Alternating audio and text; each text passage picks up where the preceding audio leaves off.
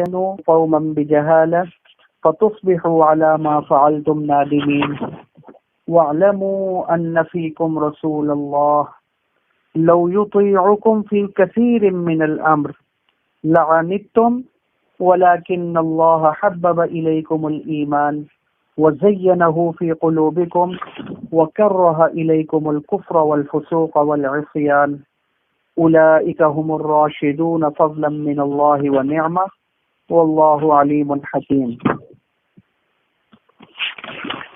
وإن طائفتان من المؤمنين اقتتلوا فأصلحوا بينهما فإن بغت إحداهما على الأخرى فقاتلوا التي تبغي حتى تفيء إلى أمر الله فإن فاءت فأصلحوا بينهما بالعدل وأقسطوا إن الله يحب المقسطين إنما المؤمنون إخوة فأصلحوا بين أخويكم واتقوا الله لعلكم ترحمون. یہ جو آیت مبارکہ میں نے آپ کے سامنے تلاوت کی ہیں، ان آیات کا ترجمہ اور مفہوم میں آپ کے سامنے عرض کر دیتا ہوں. اے ایمان والو، اگر تمہارے پاس کوئی فاسق خبر لے کر آئے، فتبینوا، اس کی تحقیق کر لیا کرو، ایسے نہ ہو کہ ان تصیبوا قوما بجہالہ، تم نادانی کی وجہ سے کسی قوم کو مصیبت میں ڈال دو، پھر فتصبحوا علی ما فعلتم نادمین، اور پھر تم اپنے کیے پر شرمندہ ہو جاؤ. اور یقین رکھو کہ تم میں اللہ کے رسول موجود ہیں. لو یطیعکم فی کثیر من الامر، اگر وہ رسول تمہاری اکثر معاملات میں اطاعت کر لیں تو لعنتم، تم خود مشقت میں ڈل جاؤ گے، لیکن اللہ تعالی نے محبت ڈال دی ہے تمہاری طرف ایمان کی، اور اللہ تعالی نے تمہارے دلوں میں ایمان کو مزین کر دیا اور نفرت ڈال دی تمہاری طرف کفر کی اور فسق کی اور نافرمانیوں کی. یہی لوگ ہدایت یافتہ ہیں اللہ کے فضل کی وجہ سے اور اللہ کے انعام کی وجہ سے، اور اللہ تعالی جاننے والے اور حکمت والے ہیں. اور اگر مومنین کی دو جماعتیں آپس میں قتال شروع کر دیں تو تم ان کے درمیان صلح کرا دیا کرو. پھر اگر کوئی ایک جماعت دوسری کے اوپر بغاوت کرے تو پھر تم لڑائی کیا کرو، قتال کرو اس کے ساتھ جو بغاوت کر رہی ہے، یہاں تک کہ وہ لوٹ آئے، حتی تفیء الی امر اللہ، اللہ کے حکم کی طرف لوٹ آئے. فإن فاءت، پھر اگر وہ لوٹ آئے تو پھر ان کے درمیان انصاف کے ساتھ صلح کرا دیا کرو. وَأَقْسِطُوا، اور انصاف کرو، کیونکہ اللہ تعالیٰ انصاف کرنے والوں کو پسند فرماتے ہیں. انما المؤمنون اخوہ، اس کے علاوہ کوئی اور بات نہیں ہے کہ مومن تو آپس میں بھائی بھائی ہیں، تو اپنے بھائیوں کے درمیان صلح کرا دیا کرو اور اللہ سے ڈرو تاکہ تمہارے ساتھ رحم والا معاملہ کیا جائے. یہ سورہ حجرات کی آیت نمبر 6 سے لے کر 10 تک کا ترجمہ میں نے آپ کے سامنے عرض کیا. اب بظاہر اگر دیکھا جائے تو یہ جو آیات ہیں ان کا ماقبل آیات کے ساتھ جو ہم نے پچھلی مرتبہ پڑھی تھی ان کے ساتھ کوئی جوڑ اور ربط معلوم نہیں ہو رہا. پیچھے کیا تھا؟ پیچھے یہی تھا بھئی اللہ کے رسول کے سامنے میوٹ کر دیے کسی نے. ابھی صحیح ہوا؟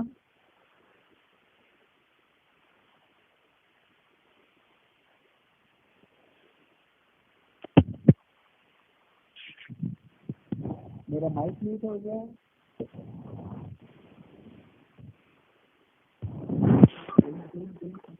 جی ابھی آ رہی ہے آواز؟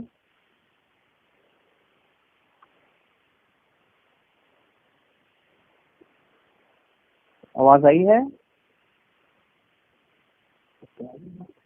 جی آواز آ رہی ہے آپ کو؟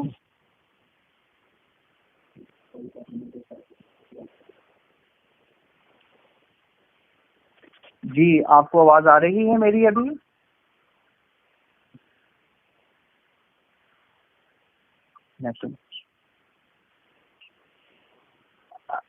ابھی آئی آواز؟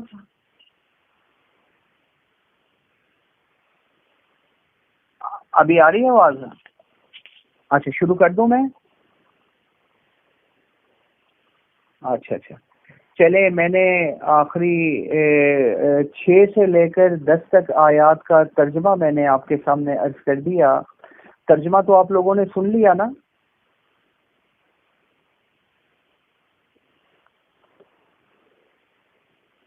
چلیں اب میں یہ اب میں یہ عرض کر رہا تھا کہ قرآن مجید کے اندر ایک بہت بڑی بات ہے، یہ آپ نے ذرا غور سے سننی ہے کہ آیات کا آپس میں ربط اور کوئی مناسبت اور جوڑ ہونا چاہیے۔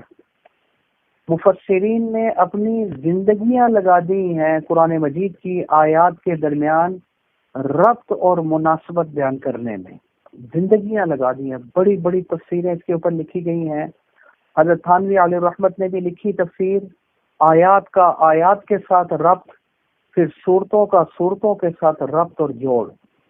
یہ اس لیے بیان کیا جاتا ہے کہ یہ اللہ تعالیٰ کی کلام ہے اور فصاحت اور بلاغت کی بلندیوں کو چھو رہی ہے، تو یہ نہیں ہو سکتا کہ فصیح اور بلیغ کلام ہو اور بے ربط ہو، اس میں کوئی جوڑ اور مناسبت ہی نہ ہو کلام کے آپس میں، یہ نہیں ہو سکتا۔ اسی لیے کہ یہ تو افصح اور ابلغ کلام ہے، اس میں آیتوں کے ساتھ جوڑ اور مناسبت موجود ہے۔ تو اب بظاہر یہ دیکھنا ہے کہ بظاہر تو یہ ربط نہیں لگ رہا ماقبل کے ساتھ، وہ کیسے ربط اور جوڑ نہیں لگ رہا؟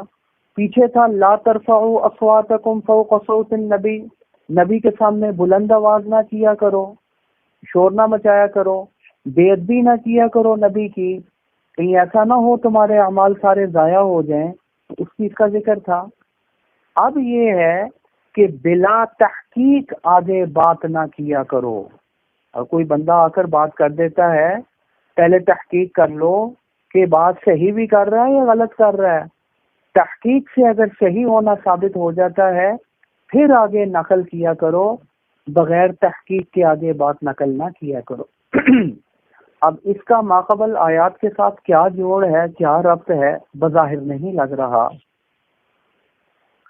تو اب آپ نے یہ چیز ذرا نوٹ کر لینی ہے کہ آیات یا تو ماقبل کے ساتھ جوڑ اور مناسبت رکھتی ہوں گی، یا اگر ماقبل کے ساتھ جوڑ اور مناسبت نہیں ہے تو پھر ان کا جوڑ شان نزول کے ساتھ ہوگا۔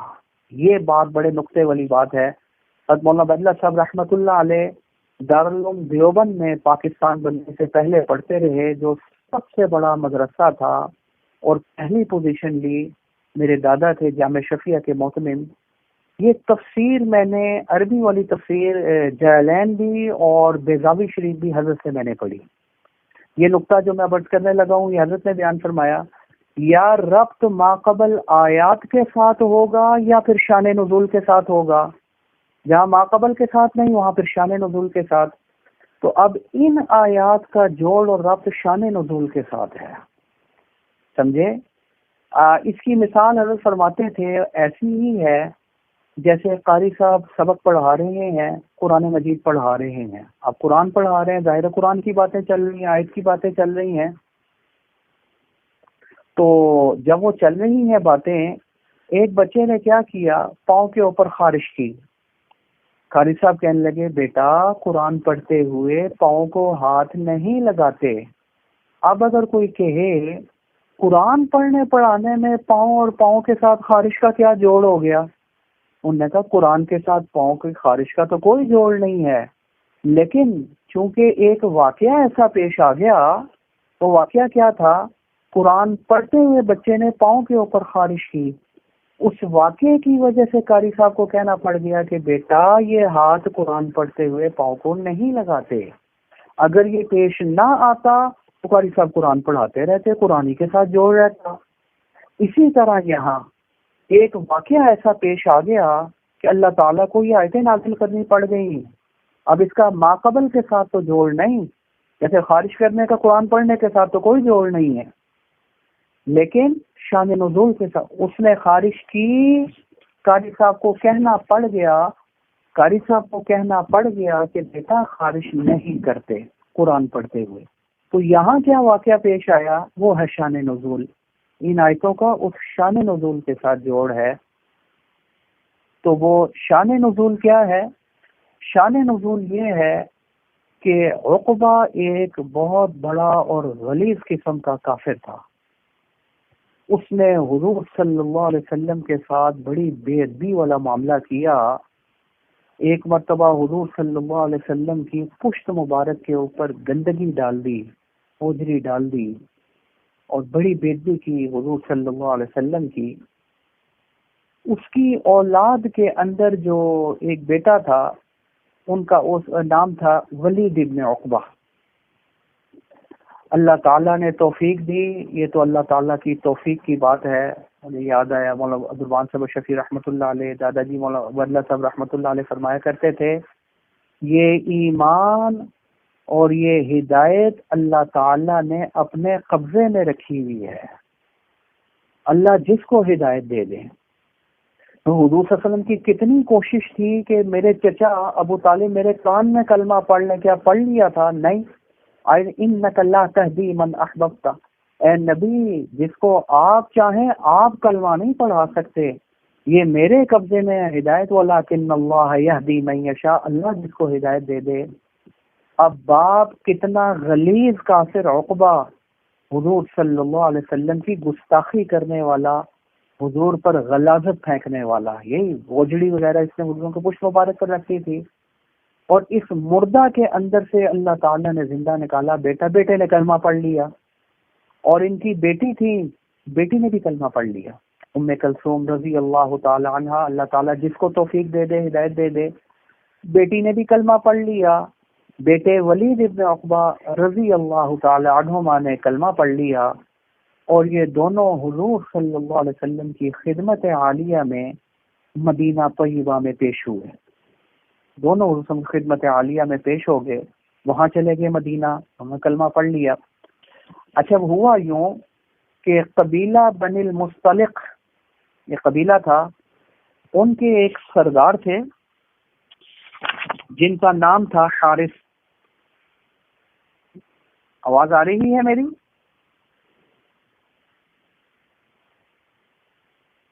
جی. اور قبیلہ بنی المصطلق کے ایک سردار تھے جن کا نام تھا حارث. اللہ تعالیٰ نے ان کو بھی توفیق دے دی، انہوں نے بھی کلمہ پڑھ لیا تھا. ان کی بیٹی تھی حضرت جویریہ رضی اللہ تعالی عنہا، جو ازواج مطہرات میں سے بھی ہیں. اچھا اب حارث رضی اللہ تعالی عنہ نے عرض کی اللہ کے نبی صلی اللہ علیہ وسلم سے کہ ہمارے پاس زکوٰۃ اور صدقات کے پیسے جمع ہو گئے ہیں، تو یہ ہم آپ کی خدمت عالیہ میں پیش کرنا چاہتے ہیں. کسی ساتھی کو بھیج دیں، ہم اس کے حوالے کر دیں، پھر اس کے بعد آپ نے اس کو جہاں ٹھکانے لگانا ہے کہ مصرف کے اوپر اس کو استعمال فرما لیجیے. حضور صلی اللہ علیہ وسلم نے ولید ابن عقبہ رضی اللہ تعالی عنہ کو سخت دل میں بھیجا کہ آپ جاؤ اور وہ لے کر آؤ. چلے گئے. اچھا راستے میں خیال آیا یہ تو وہ قبیلہ ہے جن کے ساتھ میری پرانی دشمنی چل رہی ہے. ذہن میں خیال آیا کہ وہ تو مجھے نہیں چھوڑیں گے، تو مجھے تو نہیں جانا چاہیے ادھر. اچھا پھر بعض لوگوں نے، بعض روایتوں میں آتا ہے وسوسہ بھی ڈالا ان کو، وہ تو تیار بیٹھے ہیں، تم اگر جاؤ گے تو وہ تمہیں پکڑ لیں گے، وہ تمہیں نہیں چھوڑیں گے. اس سے خیر اور زیادہ پریشان ہو گئے. حضور صلی اللہ علیہ وسلم فرمایا تھا چلتے رہے. آگے گئے تو کیا دیکھتے ہیں کہ وہ لوگ تو گھر سے باہر کھڑے ہوئے انتظار کر رہے ہیں. اب تو یہ بہت زیادہ گھبرا گئے کہ لگتا ہے کہ انہوں نے مجھے قید کرنا ہے، پکڑنا ہے، شہید کرنا ہے. تو میرا پہلے سے انتظار کر رہے ہیں، یہ واپس آ گئے۔ یہ واپس حضور صلی اللہ علیہ وسلم کی خدمت عالیہ میں پیش ہوئے اور آ کر عرض کرنے لگے، اللہ کے نبی، وہ تو اللہ تعالیٰ نے بچا لیا مجھے، میں تو جا رہا تھا ادھر، وہ تو مجھے پکڑنے کے لیے پہلے سے میرے انتظار کر رہے تھے، انہوں تو مجھے شہید کر دینا تھا، میرا تو ان کے ساتھ پہلے ہی معاملہ چل رہا تھا۔ حضور صلی اللہ علیہ وسلم کو بہت افسوس ہوا، لیکن حضور صلی اللہ علیہ وسلم نے کوئی قدم نہیں اٹھایا۔ حضور صلی اللہ علیہ وسلم نے خالد بن ولید رضی اللہ تعالی عنہ کو معاملے کی تحقیق کے لیے بھیجا کہ تم جاؤ، لیکن افسوس بہت ہوا۔ صحابہ رضوان اللہ تعالی علیہ مجمعین بھی بڑے غصے میں آ گئے کہ یہ انہوں نے اچھا نہیں کیا ہمارے قاصد کے ساتھ۔ خیر، وہاں سے کیا ہوا، حارث رضی اللہ تعالی عنہ نے جب دیکھا کہ یہ تو پہنچے ہی نہیں ہمارے پاس، تو وہ خود ہی کیا انہوں نے کیا کہ وہ خود ہی وہ سامان لے کر، زکوٰۃ کا مال لے کر حضور صلی اللہ علیہ وسلم کی خدمت عالیہ میں حاضر ہو گئے اور فرمایا کہ ہم تو انتظار کرتے رہے، پتہ نہیں کیا بات ہے، وہ کیوں نہیں آئے، ہم تو بلکہ ان کے استقبال کے لیے گھر سے بھی باہر کھڑے ہوئے تھے کہ آپ کے قاصد ہیں، ہمارے سروں کے تاج ہیں، ان کا ہم دل سے اکرام کریں گے، احترام کریں گے، نہیں سمجھیں، وہ آئے ہی نہیں ہمارے پاس۔ تو یہ بات حضور صلی اللہ علیہ وسلم کے سامنے پہنچی اور انہوں نے وہ مال دیا اور چلے گئے۔ ادھر خالد بن ولید رضی اللہ تعالیٰ بھی تحقیق کرنے کے لیے گئے، واپس آئے، ان کو بھی اچھی خبریں ملی ہیں، یہ لوگ تو مسلمان ہیں، ان میں تو کوئی ایسا مسئلہ ہی نہیں ہے۔ انہوں نے خیر حملہ بھی نہیں کیا، سبھی تحقیق کے لیے گئے تھے، وہ واپس آ گئے۔ اب یہ آیتیں، یہ غلطی ہو گئی، یہ غلطی ہوئی ولید بن عقبہ رضی اللہ تعالی عنہ سے کہ انہوں نے کیا کیا کہ ایک شریر آدمی کی بات کے اوپر وہ انہوں نے یہ قیاس کر لیا یا اپنے ذہن میں یہ بات بٹھا لی کہ انہوں نے تو مجھے شہید کر دینا ہے، اور ویسے بھی ان کے دل میں یہی بات آ رہی تھی کہ ان کے ساتھ تو میری دشمنی ہے، وہ تو مجھے چھوڑیں گے ہی نہیں۔ اور یہ بات ذہن ہی سے اوجھل ہو گئی کہ بھئی میں حضور صلی اللہ علیہ وسلم کا قاصد بن کر جا رہا ہوں، اب وہ پرانی بات ختم ہو گئی ہے، میں حضور صلی اللہ علیہ وسلم کا نمائندہ بن کر جا رہا ہوں، ایسا معاملہ میرے ساتھ نہیں ہوگا۔ وہ بات ذہن سے اوجھل ہو گئی، آ کر حضور صلی اللہ علیہ وسلم کو شکایت لگائی۔ اب دیکھیے کتنی بڑی پریشانی ٹل گئی، خدا نہ خواستہ حملہ ہو جاتا ان کی خبر کے اوپر، کتنی شہادتیں ہو جاتی، کتنا نقصان ہو جاتا، لیکن حضور صلی اللہ علیہ وسلم نے ایسا نہیں فرمایا۔ معاملے کی تحقیق کے لیے خالد بن ولید رضی اللہ تعالی عنہ کو بھیجا۔ اب ان اگلی آیات کا جوڑ اس شان نزول کے ساتھ ہے۔ اب یہ واقعہ پیش آیا، یہ نہ آتا تو پھر وہ ایک آیتیں چل رہی تھی، پھر اسی کے مناسب آیتیں چلتی رہتی، لیکن بچے نے جیسے ہی پاؤں کے اوپر خارش کی، قاری صاحب کو کہنا پڑ گیا قرآن پڑھ، بیٹا پاؤں پر خارش نہیں کرتے، حالانکہ قرآن پڑھانے کا خارش کرنے کا کوئی جوڑ ہی نہیں ہے، لیکن چونکہ یہ ہوا کہنا یہ نہ ہوتا قاری صاحب بھی نہ کہتے، پھر قرآن کے متعلق ہی باتیں چلتی رہتی۔ اسی طرح یہ واقعہ پیش آیا، اللہ تعالیٰ کو آیتیں نازل فرمانی پڑ گئی ہیں، نہیں بلا تحقیق آگے باتیں نقل نہ کیا کرو۔ اب ہمیں کیا سبق ملا، کیونکہ قرآن مجید تو قیامت تک کے لیے ہدایت ہے، ہمارے لیے کیا ہدایت اور سبق ہے؟ ہمارے لیے اس میں یہی سبق ملتا ہے کہ تم نے بلا تحقیق مسلمان ہو، اور یہ قرآن مجید الحمدللہ سے لے کر والناس تک جتنی باتیں ہیں، جتنے احکام ہیں، یہ مسلمانوں ہی کے لیے تو ہیں، تو یہ بھی حکم ہی ہے شریعت کا، بلا تحقیق باتیں آگے نقل نہ کیا کرو، بلا تحقیق باتیں نقل نہ کیا کرو، خاص طور پر وہ باتیں کہ جن کا تعلق کس کے ساتھ ہے، کسی فتنے کے ساتھ ہے، فساد کے ساتھ ہے، اور اس کی وجہ سے کوئی بہت بڑی مصیبت اور پریشانی آ جائے، ایسی باتیں خاص طور پر آگے نقل نہ کیا کرو، خدا نہ خواستہ کہیں پریشانی نہ ہو جائے۔ جیسے اس معاملے میں انہوں نے تحقیق نہیں کی، اور جو ذہن میں خیال تھا اسی کو پکا لیا، وہ تو میرے دشمن ہے اسی لیے باہر نکلے ہوئے ہیں، لہذا بلا تحقیق ہی فتویٰ لگا دیا آگے آ کر، وہ تو مجھے قتل کرنے لگے تھے، وہ تو مجھے شہید کرنے لگے تھے۔ اس کی وجہ سے صحابہ بھی غصے میں آ گئے، حضور صلی اللہ علیہ وسلم کو بھی رنج ہوا۔ خدا نہ خواستہ اگر حملہ ہو جاتا تو اس بلا تحقیق بات نقل کرنے کی وجہ سے کتنا نقصان ہو سکتا تھا۔ تو ہمیں کیا سبق ملا؟ قیامت تک کے لیے سبق مل گیا۔ ان آیتوں نے ہمارے اوپر حکم لاگو کر دیا کس چیز کا؟ بلا تحقیق بات نقل نہیں کرنی، تحقیق ضرور کر لیا کرو۔ حضرت علی کرم اللہ وجہہ کا غالباً مقولہ ہے، اگر کسی شخص کی ایک آنکھ پھوٹی ہوئی ہے، آنکھ زخمی ہو گئی، ختم ہو گئی، وہ بھی تمہارے پاس آ جائے کہ فلاں شخص نے میری یہ آنکھ ضائع کر دی ہے، بلا تحقیق فیصلہ نہ کرنا، بلا تحقیق فیصلہ نہ کرنا، پہلے تحقیق کر لینا، ہو سکتا ہے پیچھے ہی اس کی دونوں آنکھیں پھوڑ کے آ رہا ہو، یہ بھی تو ہے نا۔ اس لیے بلا تحقیق کبھی بھی فیصلہ صادر نہ کیا کرو، معاملے کی چھان بین کر لیا کرو، معاملے کی تحقیق کر لیا کرو۔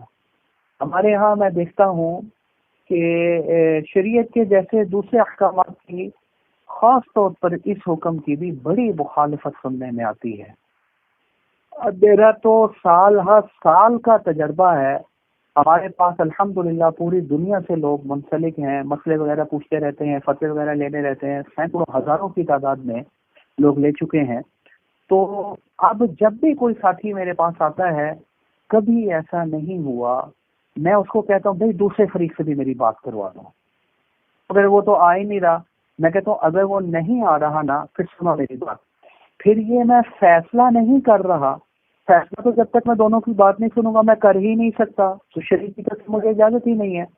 فیصلہ میں نہیں کر رہا، میں تمہاری بات کا جواب دے دیتا ہوں تمہیں کہ اگر یہ سچ ہے جو تم کہہ رہے ہو پھر اس کا جواب یہ ہے، لیکن یہ فیصلہ نہیں ہے۔ فیصلہ تبھی ہوگا جب دونوں فریق میرے سامنے آ جائیں گے، اور آپ یقین جانیں بہت مرتبہ ایسا ہوا کہ ایک فریق میرے پاس آیا اور آنے کے بعد رونا دھونا شروع کر دیا، مفتی صاحب یہ ہو گیا، مفتی صاحب یہ، مفتی صاحب یہ کر، تو اس کے بعد دوسرے فریق کو بھی بلاؤ۔ جب دوسرا فریق آیا، معاملے کی چھان بین کی، موقع کے اوپر جو گواہ موجود تھے، جو لوگ موجود تھے، ان کو بھی بلوایا گیا اور سارے معاملے کو چیک کیا گیا تو معاملہ بالکل برعکس نکل آیا۔ کہ خدا نہ خواستہ اگر ہم اس کے اوپر کوئی ایسی بات لکھ دیتے اور اس بات کی وجہ سے فیصلہ کر دیتے، تم یہ عدالت میں لے جاتے، عدالت اس کے مطابق، تو کتنی بڑی پریشانی ہو جانی تھی۔ تم نے جگہ جگہ فتوے بھی دکھانے تھے، دیکھو نا کہ جامع شفیع بھی میں گیا، فلاں جگہ گیا، مفتی صاحب نے بھی یہی کہا، یہی بن ہے، یہی میرے میں پیسے لوٹ کر کھا گیا، یہی ظالم ہے، یہی زیادتی کرنے والا ہے۔ ایسے کبھی نہ کرنا، ایسے کبھی نہ کرنا۔ کہ جب معاملہ پیش آ جائے، خاص طور پر وہ معاملہ کہ اگر اس بات کو پہنچا دیا جائے اور اگلا بندہ اس کو سچ مان کر اس کے اوپر کوئی قدم بھی اٹھا لے، کارروائی بھی کر لے، تو اس سے بڑے نقصان کا اندیشہ ہو یا کسی فتنے کا اندیشہ ہو، ایسی خبر تو بلا تحقیق آگے نقل کرنا بالکل جائز ہی نہیں ہے، اور پھر اس خبر کو سن کر اس کے اوپر فیصلہ صادر کر دینا یہ شرعاً جائز ہی نہیں ہے۔